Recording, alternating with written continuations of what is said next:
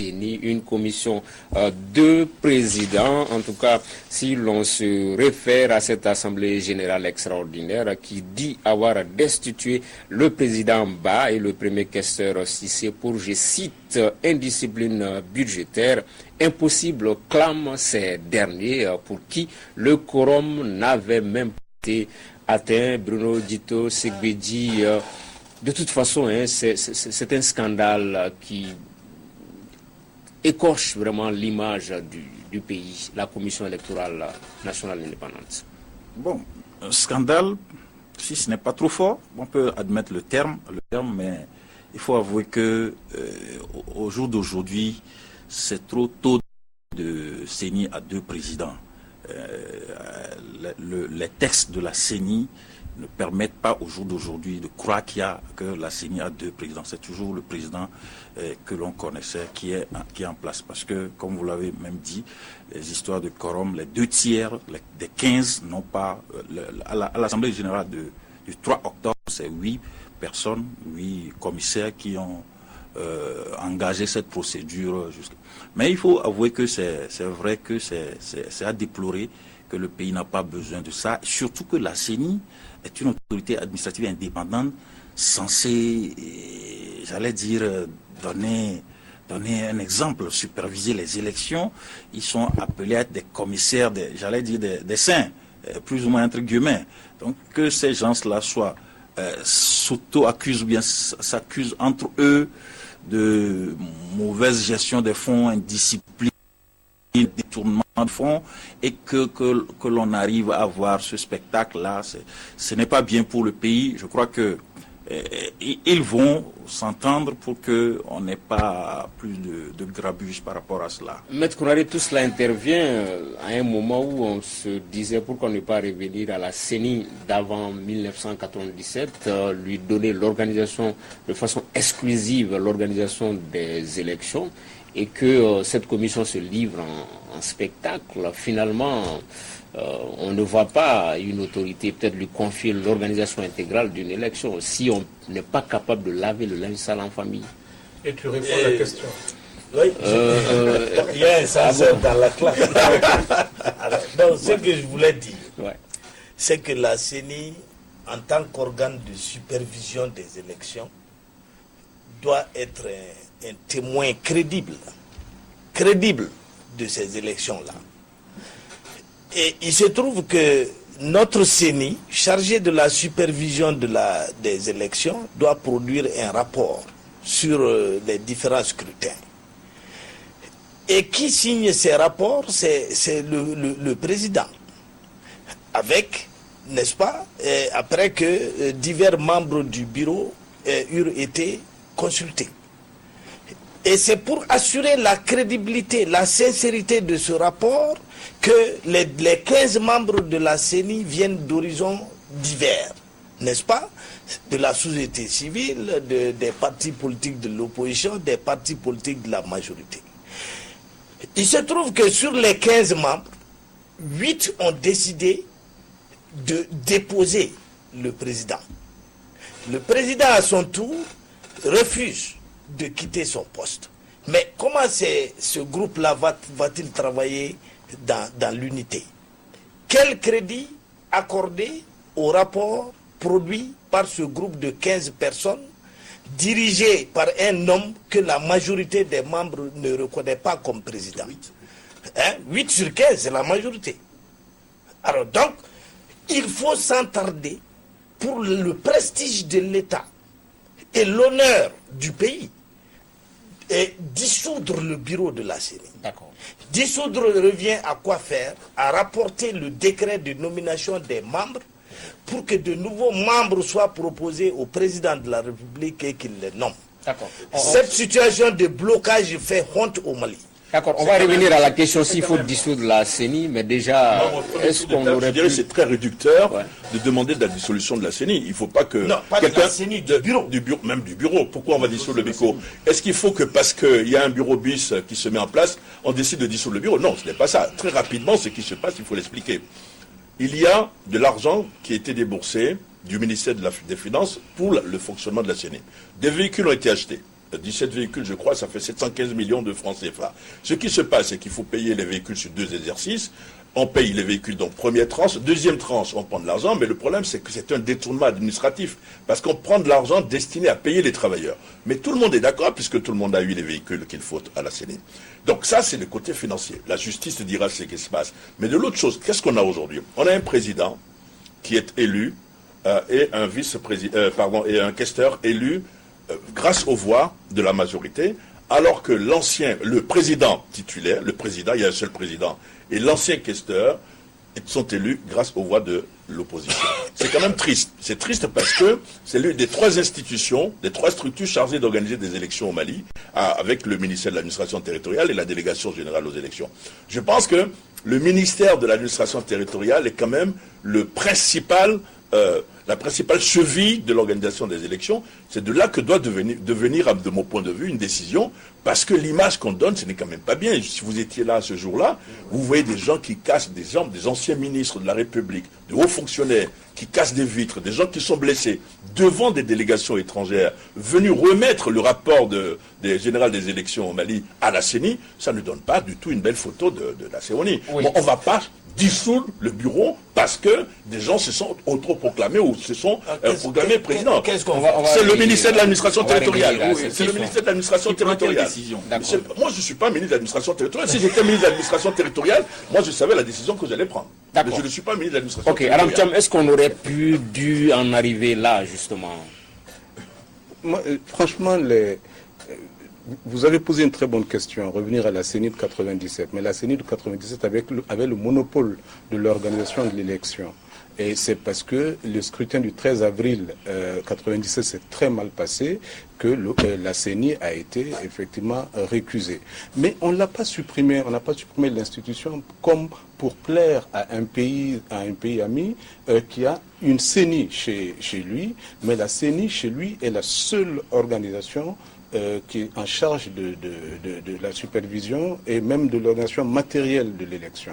Or ici, qu'est-ce qu'on a? Même la loi 048 du 17 octobre 2017 qui crée la CENI, la DGE, etc., et qui répartit les tâches entre l'administration territoriale, la CENI et la DGE, mais est d'une confusion extraordinaire. Par exemple, tu prends la Direction générale des élections. Il est dit, deuxième mission, elle est en charge de l'élaboration et de la gestion du fichier électoral. Tu prends la CENI, on dit il est en charge de la préparation et de la gestion du fichier électoral. Même chose pour les opérations électorales. Donc, je me demande si cette CENI, nous en avons besoin. Une CENI qui est réduite effectivement à jouer les prolongations ou faire de la validation. Je ne sais pas si le pays en a besoin, le pays n'en a pas les ressources.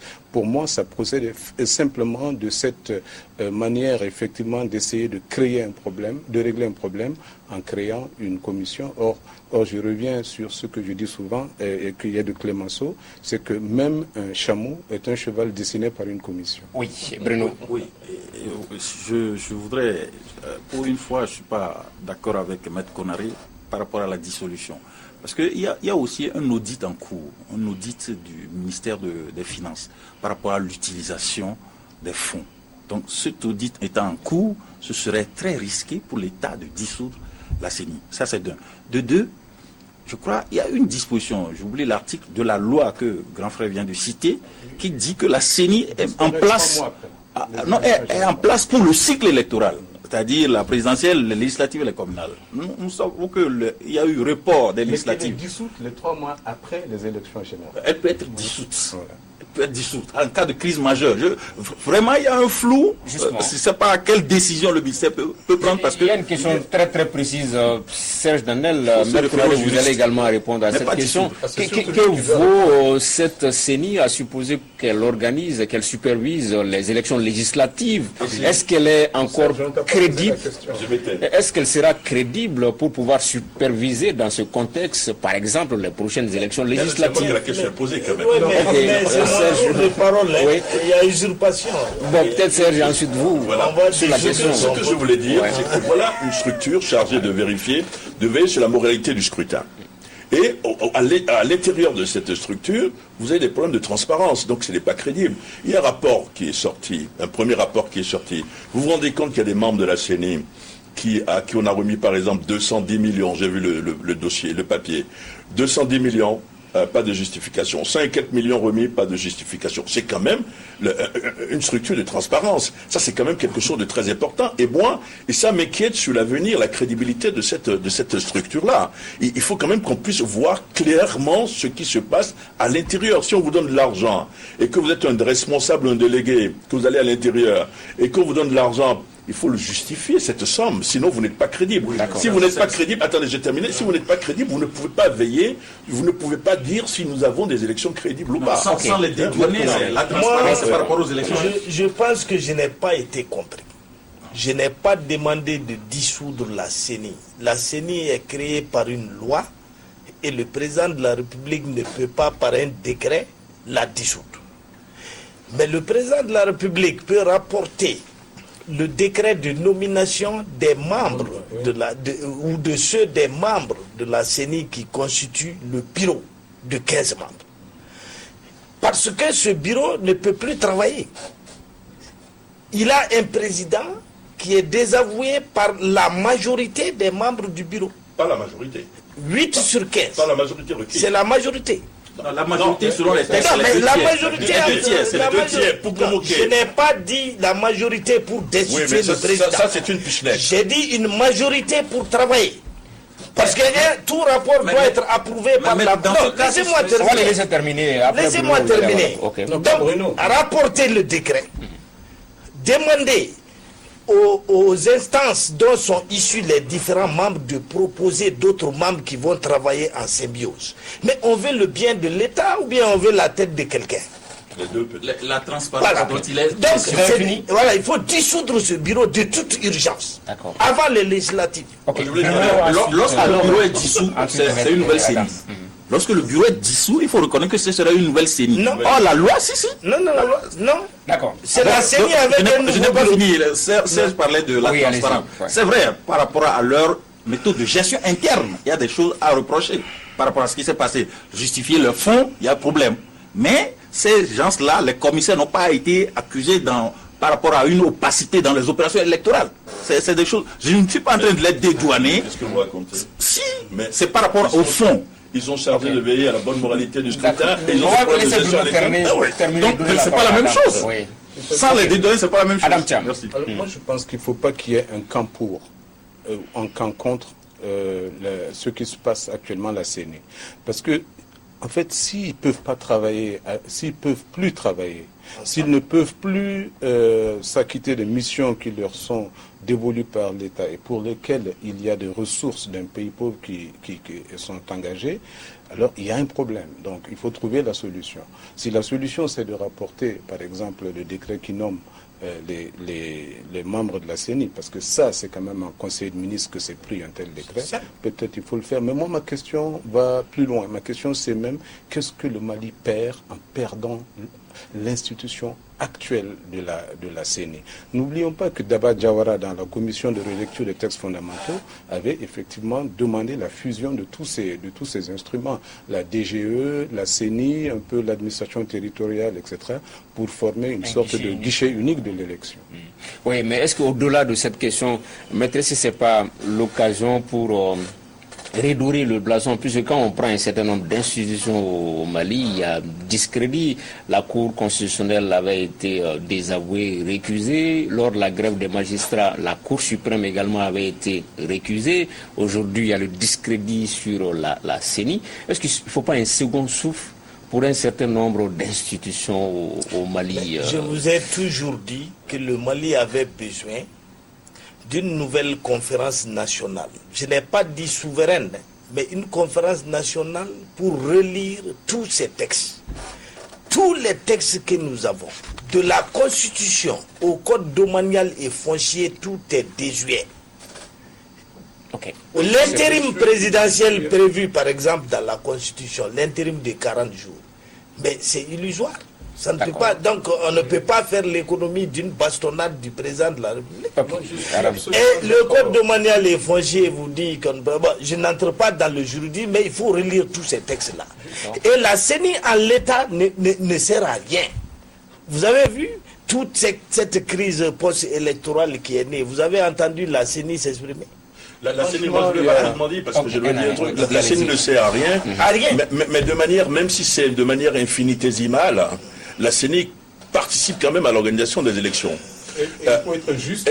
Il faut être juste avec la CENI parce que ce qui se passe, c'est que les deux membres de la CENI qui sont recusés pensent qu'ils sont victimes d'une chasse, d'un règlement de compte parce qu'ils sont.